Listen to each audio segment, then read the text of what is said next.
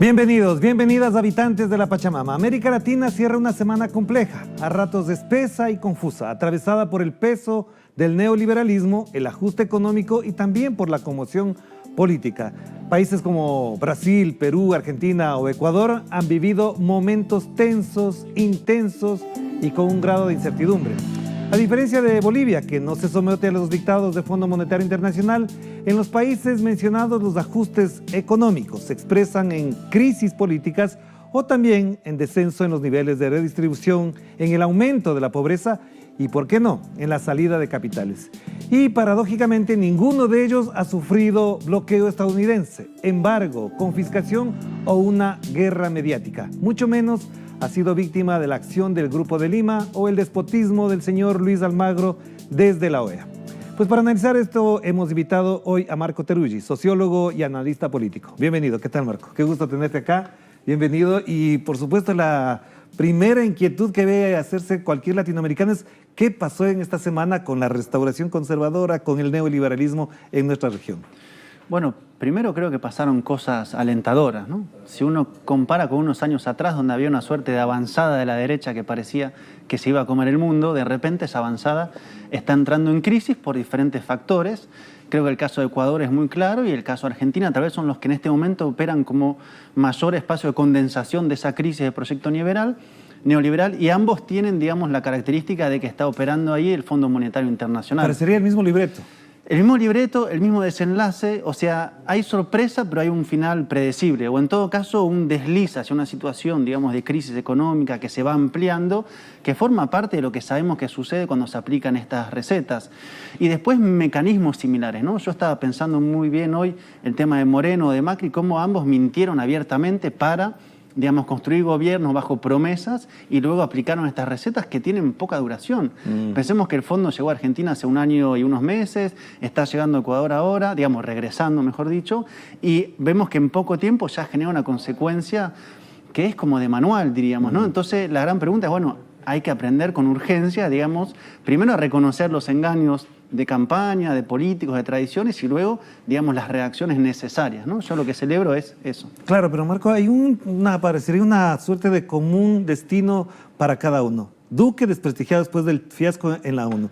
Martín Vizcarra prácticamente a punto de salir. Bolsonaro en las encuestas caído completamente. Sebastián Piñera con un lío ahí en el Congreso también. Y Argentina ya ni qué decir. ¿Qué les pasó a estos presidentes neoliberales, más allá del Fondo Monetario?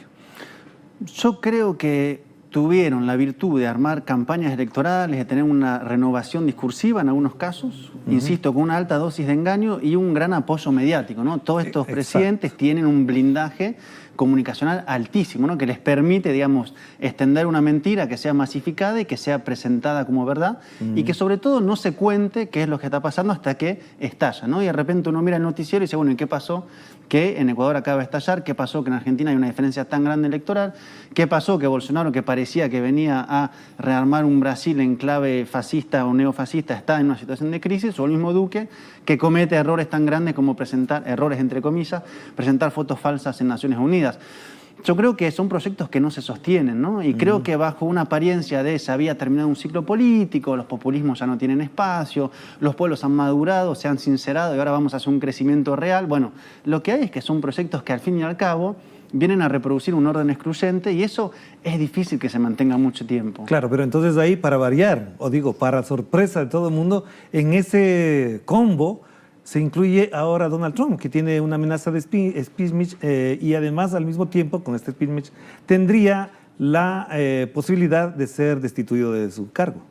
Sí, es bien interesante lo que está pasando, ¿no? Primero recordemos que hace unos años que están trabajando la hipótesis, ¿no?, del juicio político. Primero era con la trama rusa, que lo acusaban de haber conspirado con Rusia para la campaña del 2016, y ahora volvió vía el caso Ucrania, ¿no?, que tiene que ver con un llamado que se hizo, donde Trump pide que se investigue a Biden y su hijo, y a su vez cómo fue que hubieran, según su sospecha, operadores ucranianos para armar justamente la campaña que lo vinculaba con Rusia. Sobre eso, los demócratas piensan en clave, me parece, electoral del momento político, que es un buen momento para asestarle, digamos, ¿no?, una suerte de ofensiva para exponerlo, ¿no?, como que fue un traidor a la patria, que incumplió la Constitución. Creo que en términos jurídicos difícilmente llegue, tomando en cuenta cómo está el Senado, pero en términos de el peso político se lo van a lanzar encima. Hay que ver cómo reacciona Trump. Ahora, eso te indica crisis por arriba, que es lo más interesante. O sea, hay dos niveles de la crisis generalmente. Crisis por abajo, cuando se movilizan los movimientos, la sociedad de los pueblos, y crisis arriba, que son crisis entre partidos políticos, pero también siempre detrás de la política o delante está la economía, los sectores económicos, los proyectos económicos. Pero entonces, en todo esto, hemos dejado de hablar de Venezuela, entonces.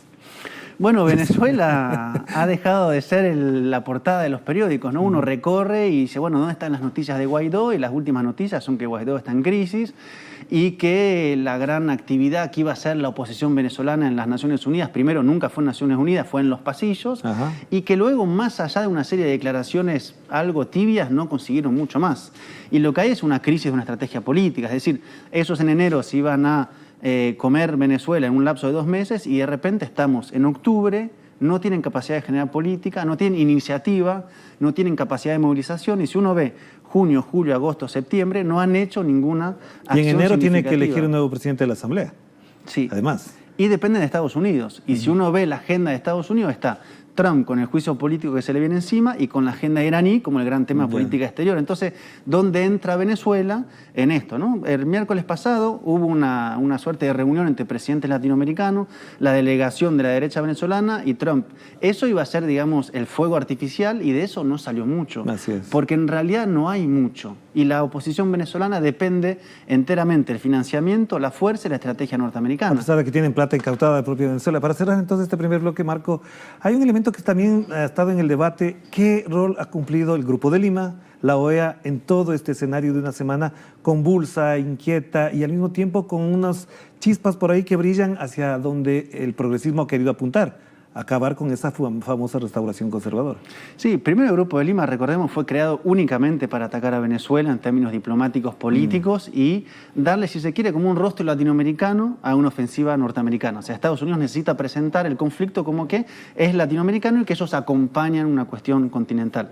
El Grupo de Lima quedó destenido con muy poca iniciativa, se trasladó con fuerza a la OEA y luego al Tratado Interamericano de Asistencia Recíproca. Esos dos mecanismos, yo creo que al enfocar únicamente, digamos, su fuerza para intentar derrocar al gobierno de Maduro, digamos, fue perdiendo legitimidad y sobre todo cuando uno ve escenarios como el de hoy, ayer en Ecuador, dice, bueno, ¿y la OEA para qué está? Claro. Bueno, la OEA está para lo que le interesa a Estados Unidos. Vamos a hacer una primera pausa para seguir conversando, en particular sobre Ecuador y Perú, que nos interesaría entender a partir de la expectativa y la reflexión que podemos desarrollar aquí. Vamos a la primera pausa y enseguida volvemos con más de Enclave Política.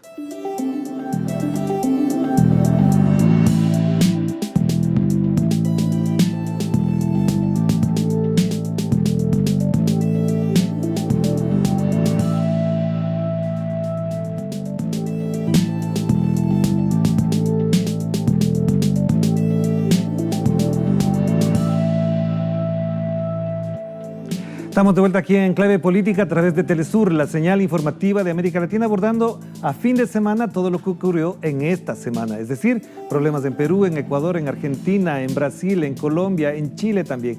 Y está con nosotros Marco Teruggi para hablar de esto. Lo ocurrido en Perú, Marco, de alguna manera también explica esa disputa por arriba que hay de los poderes que, valga la redundancia, se disputan el poder económico del Perú. Porque PPK, Pedro Pablo Kuczynski, en alguna medida sostuvo y fue armónico entre todos. ¿Por qué ahora esa disputa? Bueno, primero es bueno siempre señalar las inestabilidades por arriba y que hay pujas de proyectos económicos, ¿no? No todas las clases dominantes persiguen la misma acumulación y de hecho en los proyectos políticos generalmente hay un sector que gana y un sector que pierde. Y evidentemente en un cuadro de crisis prolongada en el Perú, si uno ve, digamos, en términos presidenciales, el camino de los últimos presidentes y los casos de corrupción, por arriba hay una crisis muy fuerte que ahora empezó a agudizarse y se tradujo en lo que vimos esta semana, que fue un primer paso para disolver y luego la Asamblea Nacional, el Poder Legislativo y luego el nombramiento como posible presidenta, que luego tuvo que dar marcha atrás. Lo que hay ahí es una colisión, una disputa abierta, que hay que ver qué cauce toma Y hay que ver también cómo es presentado por los medios. Creo que esto es muy interesante, digamos, ¿no? Si uno hace un análisis comparativo entre cómo se procesa mediáticamente, digo, los grandes medios hegemónicos, la crisis en Venezuela y cómo se hace ese análisis en Perú, digamos, hay un abismo absolutamente diferente, ¿no? Y paradójicamente se llama el Grupo de Lima porque en Lima se supone que vivía la democracia, la armonía de América Latina. Sí, y creo que eso es bueno resaltarlo. Yo creo que se nos vende un mito, digamos, ¿no? De modelos exitosos, y creo que lo que estamos viendo en este momento es la caída en vivo, en directo, de esos modelos exitosos, o en todo caso, cómo está esa disputa por arriba. La gran pregunta es cómo hacen los movimientos populares, partidos de izquierda, para interceder en el debate político y orientar la salida, ¿no? Digamos, eso me parece que es el punto de reflexión. Entonces, lo que decíamos fuera de cámaras, creamos el Grupo de Caracas para ponernos a tono con esta discusión. Y para analizar qué les pasa a los neoliberales que están todos en caída libre. Pero te insisto, hay que ver por arriba, pero preguntarse cómo se construye una salida progresista. La alternativa, que no sea la que planteen los modelos neoliberales o más desarrollistas o más liberales. Cómo se condensa una salida Pero popular. va a haber elecciones en Perú en enero, entonces alrededor de eso se podría condensar lo que acabas de mencionar. Bueno, esperemos que se pueda, digamos, construir una plataforma de izquierda. Creo que hace falta, digamos, que Perú ingrese, digamos, en la oleada, la reoleada que esperemos que haya de regreso de gobiernos progresistas de izquierda con un balance sobre lo hecho, donde estamos en un cuadro que efectivamente a fin de año puede arrojar un resultado diferente al continente. Pensemos, si gana Argentina, si se ratifica Evo Morales, si gana Argentina, digo Alberto Fernández, si se ratifica Evo Morales, si gana el Frente Amplio con Martínez, más el gobierno de López Obrador, digamos, tenemos una situación mucho más interesante y una ofensiva de la derecha que se encontró con su límite, y es muy interesante ver cómo van cayendo como dominós en diferentes países que se suponía eran su bastión. Claro, pero entonces tuvo razón Álvaro García Linera cuando dijo que no había un fin de ciclo. No. Y no hay proyecto que se pueda sustentar así como lo están planteando. O sea, un proyecto hoy de subordinación integral a Estados Unidos, económica, militar, diplomática, política, es de muy corto alcance. Digamos, te puede servir para una foto, para bases militares, para crear el Grupo de Lima o ser bendecido por Trump en una cámara, pero para un proyecto sustentable económico es inviable. ¿Qué ofrece Estados Unidos hoy en un momento de repliegue arancelario? ¿Cuál es la propuesta económica que le pone a los gobiernos del continente? Y eso incluso tiene que ver con la disputa que hay a nivel de las relaciones con China, porque quien aporta capitales para la inversión generalmente tiene que ver con el gobierno chino o empresas chinas, y ahí se genera una disputa incluso en los gobiernos de derecha con Estados Unidos. Recuerdo la gira de Pompeo hace unos meses diciendo, bueno, cuidado con Huawei, cuidado con el 5G, cuidado con los capitales chinos, pero ¿qué posibilidades hay para América Latina hoy de desarrollarse?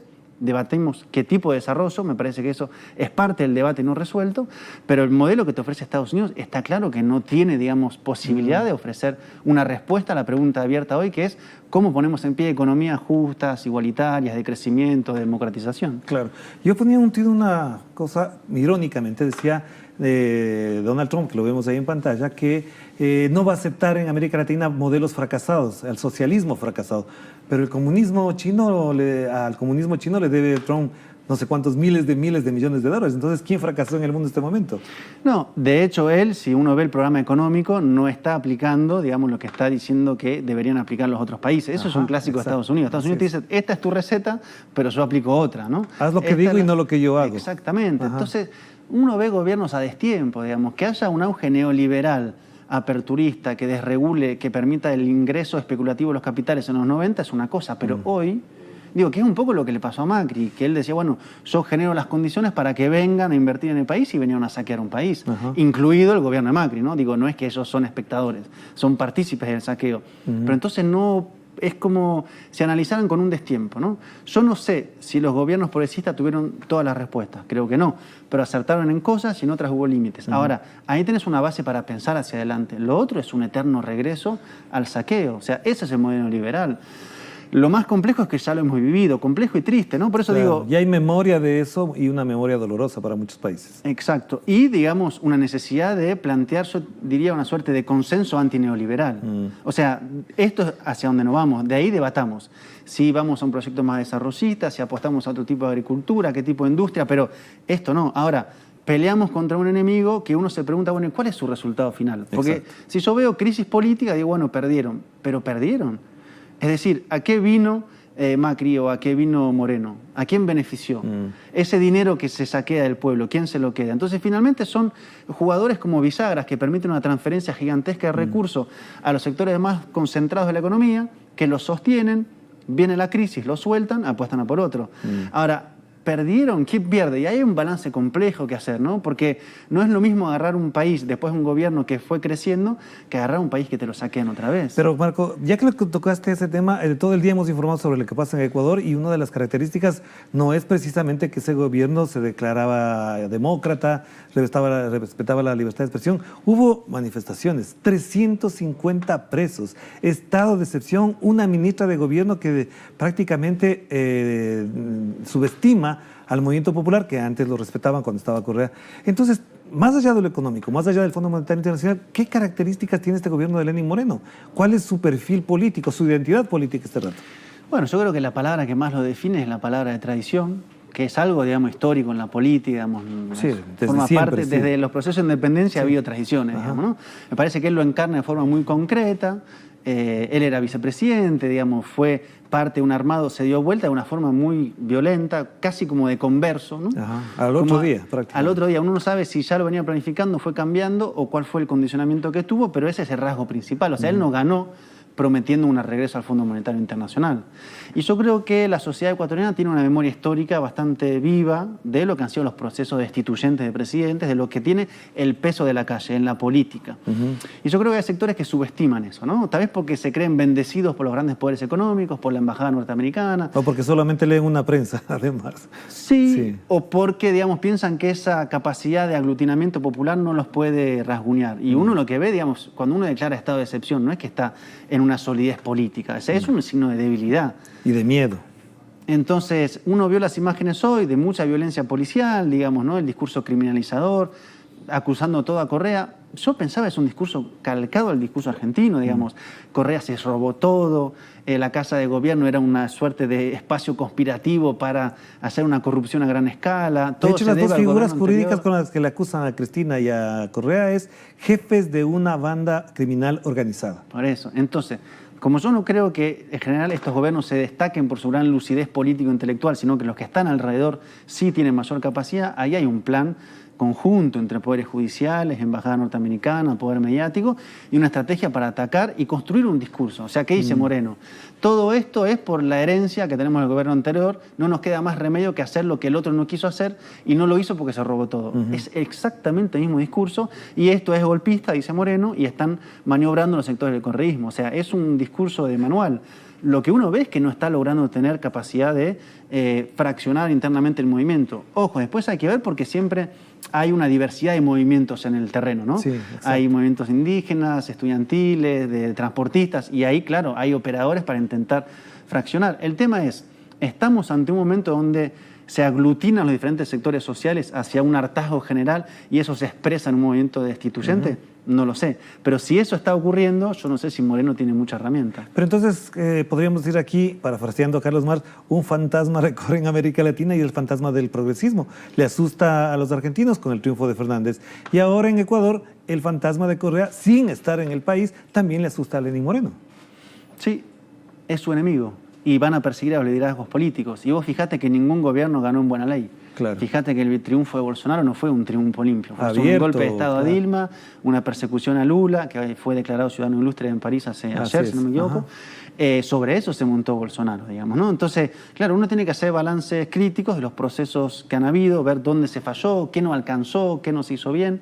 Pero pensar también que no estamos frente a un adversario que juegue en términos limpios. Acá hay un tema sobre la democracia.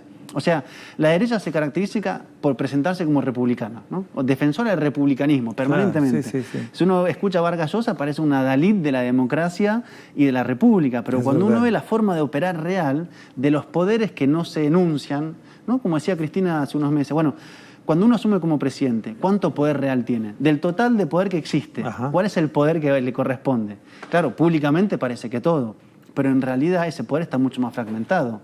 Y los poderes reales muchas veces no se ven, como el poder judicial o el monopolio mediático. Eso es lo que opera en la sombra. Ya que lo mencionas, a propósito de lo que mencionas, tenía una inquietud antes que se me olvidó, es ese poder que tiene ahora el neoliberalismo en América Latina solamente va a poder consolidarse a base de represión, y es lo que estamos viendo en Ecuador, lo que está pasando en Brasil. ¿Tú crees que efectivamente en América Latina esa imagen de represión que se mantuvo en las dictaduras podría volver para sostener a gobiernos tan autoritarios y en algunos casos, como señalan algunos autores, unos gobiernos neofascistas como el de Bolsonaro, por ejemplo? Yo creo que hay diferencia entre los gobiernos. Creo que hay algunos que tienen una ambición de construcción de un proyecto hegemónico, o sea, de estabilidad, de, digamos, no solamente un pero saqueo. Sin resistencia popular. Bueno, hay que desarmar la resistencia y es lo que no han logrado, ¿no? Eso es justamente, por ejemplo, la elección de Argentina. No desarmaron los movimientos, no desarmaron las centrales sindicales, a las diferentes expresiones de lucha como la que pelea por el aborto. Digo, pero necesitan desmontar eso, necesitan cambiar el modo de razonamiento de la sociedad, romper lo colectivo para construir lo individual, romper la solución de la movilización de un sector para su reivindicación por el crédito bancario. Digo, un modelo estable, Chile, ¿no? Un modelo estable también, pero sostenido con paramilitarismo, Colombia. Digo, estable en el sentido de que te das cuenta que es difícil fisurarlo. Eso es el proyecto. Ahora en Argentina no lo han logrado hacer, en Ecuador no lo están logrando hacer. En Brasil hay que ver, para mí en Brasil está el reloj haciendo tic-tac y en cualquier momento le estalla. Porque además en Brasil tampoco hay homogeneidad por arriba. Tenés el sector neoliberal de Guedes, pero tenés a unos militares más nacionalistas conservadores, pero tenés a los evangélicos. O sea, ahí hay una puja por arriba, pero insisto, lo más interesante es cuando se cruza esa puja por arriba y una disputa por abajo. Pero Marcos, no quiero dejar de tocar tu país porque esta semana el Instituto de Estadísticas de Argentina reconoció o publicó que la pobreza llegó al 35,4%, sin bloqueo, sin confiscación de bienes ni nada por el estilo, y además con una emergencia alimentaria en la Argentina. ¿Esto cómo va a incidir en las elecciones del 27 de octubre? Bueno, yo creo que a medida que pasan las semanas se va anticipando que la victoria va a ser bastante grande de Alberto Fernández y sobre todo se va construyendo varias lecciones que creo que son importantes, que vos podés construir una realidad mediática, una ficción narrativa, pero en un momento la realidad económica, con actores haciendo política, hay una distancia que es insalvable, digamos, a pesar de todo el monopolio. Y ahí, claro, también hay lectura de los grandes poderes, el círculo rojo, como se dice en Argentina en la economía, que empieza a ver, bueno, si Macri no sirve voy a condicionar al otro. Pero quiere decir que su proyecto primero no lo puede sostener a punto de narrativa diciendo se robaron todo un país los anteriores, hay que sacrificarse para un bien futuro. Eso empieza a tener muchos límites y él no ha logrado, digamos, poder revertir eso. ¿Y será posible que entregue el poder antes del 11 de diciembre o no? Porque ¿qué va a hacer con la economía hecho pedazos? Bueno, yo lo que temo es que intente un saqueo mayor, o sea, un pillaje abierto antes de irse, digamos, va a irse quemando la casa. ¿Qué le conviene hoy al progresismo argentino? Que Macri termine el mandato. Hay un mito en Argentina de la derecha que es que el peronismo nunca deja que un gobierno termine su mandato. Bueno, que termine Macri su mandato, que se vaya, que entregue el bastón, que el peronismo, el espacio grande del frente de todos, que no solamente es peronismo, sino muchos espacios, agarre un país que va a estar en ruinas, lo ponga otra vez a producir en marcha, hay que ver cómo se hace, es parte de los debates, pero yo temo que antes de irse estos tipos van a saquear lo más posible, digamos. El que está en retirada quiere acumular ya más de lo que acumuló. O quiere morir matando. O quiere morir matando o engordando sus cuentas bancarias, digamos. El ministro de Economía, el que hizo la gestión con el Fondo Monetario Internacional, tiene su cuenta afuera. O sea, la devaluación le beneficia. Por eso te digo, en una crisis económica hay una mayoría que pierde, hay una minoría que gana. El problema es cuando la minoría que gana se gobernó para sí misma. Hizo un saqueo abierto y se va saqueando más y viendo cómo le declara la guerra al que sigue. Yo creo que el tema hoy de Alberto Fernández, de ese espacio político, es, bueno, ¿podemos tener algún tipo de negociación con los actores de poder para estabilizar el país, ver qué hacemos con el Fondo Monetario Internacional, cómo se paga, de dónde sale el dinero? ¿O estos grandes grupos van a declarar la guerra a la hora cero o incluso antes de caer el gobierno? Eso me parece que es parte del debate y ahí entran los poderes reales. Digo, no pensemos que un presidente tiene más poder, o en todo caso el poder se construye como capacidad de ejercicio del poder. Y eso tarda a veces un poquito. Pero no quiero dejar tocar un tema. ¿Qué rol va a jugar Cristina Fernández de Kirchner en un gobierno de Alberto Fernández con todo el aparato judicial en contra de ella?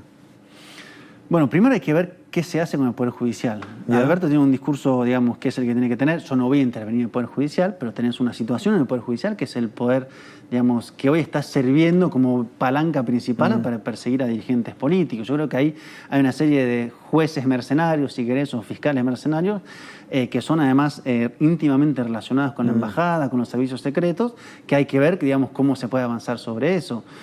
Yo creo que el rol de Cristina es un rol de una armadora, ¿no? Me parece que esa sí es su principal virtud. O sea, la jugada política que hizo me parece que es digno para hacer un manual de cómo hacer una jugada política. Bueno, en su libro deja entrever algunas de esas tácticas, la verdad. O sea, no me voy a pelear, vamos a hablar de todos. Ahora, la gran pregunta es, ¿podés no pelearte? Es decir, por eso te decía, la decisión es pagar al fondo y sentarse a negociar, diciendo, bueno, ustedes, Fondo Monetario, son cómplices activos de lo que está pasando. Así o sea, prestaron dinero a un gobierno que sabían que no lo podía pagar. Y que además iba para afuera. Entonces, ese dinero se lo tienen ahora sus acreedores, que son sus aliados, nosotros lo vamos a pagar, pero la pregunta interna es, ¿y quién paga ese dinero? ¿De dónde sale la plata? Entonces, ¿podés conciliar sin pelearte? Esa es la pregunta que vamos a ver cómo se resuelve. Claro que sí. Gracias, Marco. Muy amable por estar con nosotros y gracias a ustedes por acompañarnos en este cierre de semana con lo que ya hemos comentado. Bolivia con elecciones, Uruguay con elecciones y Argentina con elecciones. ¿Podrá cambiar lo que hemos vivido esta semana? Pues lo veremos también la próxima semana. Que la pasen bien. Chao, chao.